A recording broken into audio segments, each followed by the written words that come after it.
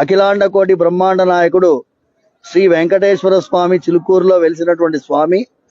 ఆయన క్రోధినామ సంవత్సర బ్రహ్మోత్సవాల్లో అతి ముఖ్యమైనటువంటి ఘట్టం కళ్యాణోత్సవం. 21వ తారీఖు ఆదివారం రాత్రి ఈసారి జరుపుకుంటున్నాము.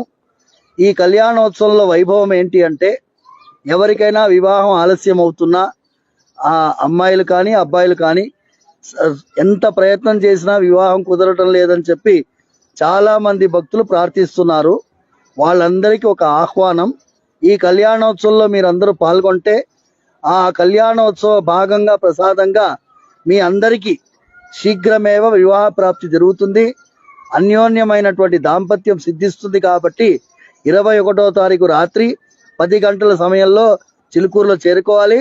కళ్యాణోత్సవంలో పాల్గొనాలి. ఉచితంగా ₹1 ఖర్చు లేకుండా ఈ కళ్యాణోత్సవంలో మీరు పాల్గొనవచ్చు.